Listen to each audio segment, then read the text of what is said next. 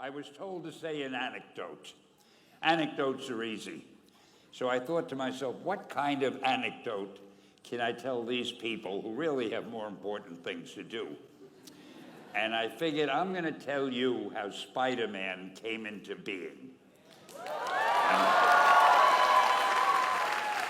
It's a true story, although sometimes it's hard even for me to believe it. But we had already done the Fantastic Four and I think maybe the X-Men, I can't remember the order, but my publisher came to me and he said, Stan, I want you to come up with another superhero. So I said, okay, went home, and when my publisher said do something, I'd better do it because I wanted to keep my job. I thought, what can I come up with now? And the most important thing in a superhero at first is the superpower. Once you get that, everything else comes along. So I thought, what power will I give a new guy?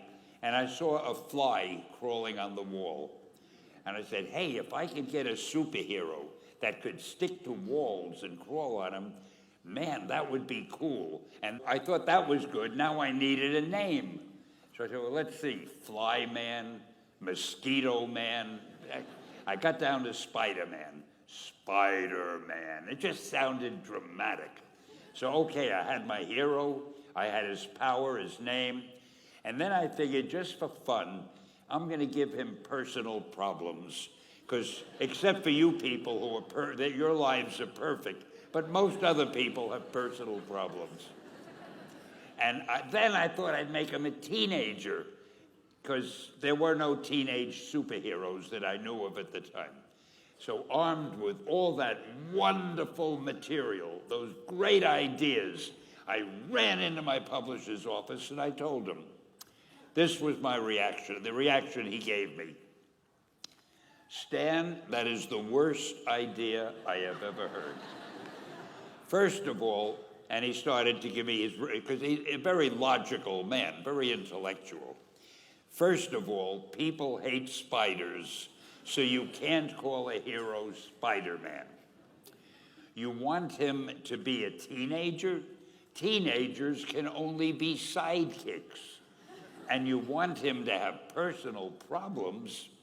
Stan, don't you know what a superhero is? They don't have personal problems. Well, I left the office disappointed, but obviously a much wiser man. And I couldn't get Spider-Man out of my system. So we were about to kill a magazine. I think it was called Amazing Fantasy. It wasn't selling well, and we were sending the last issue to press. When you do the last issue of a magazine, nobody cares what you put in it because the book is dying.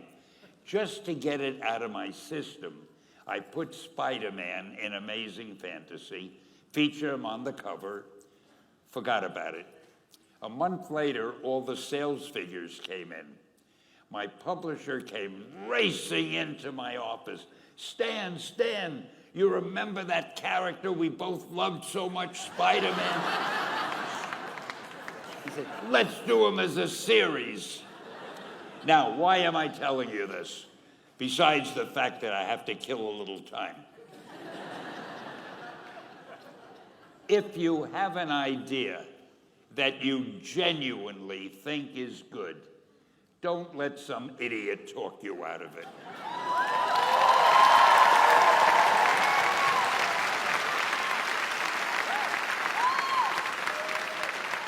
Now, that doesn't mean that every wild notion you come up with is going to be genius, but if there is something that you feel is good, something you want to do, something that means something to you, try to do it.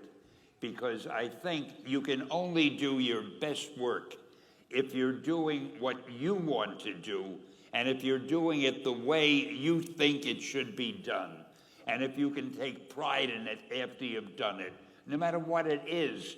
You can look at it and say, I did that, and I think it's pretty damn good. That's a great feeling.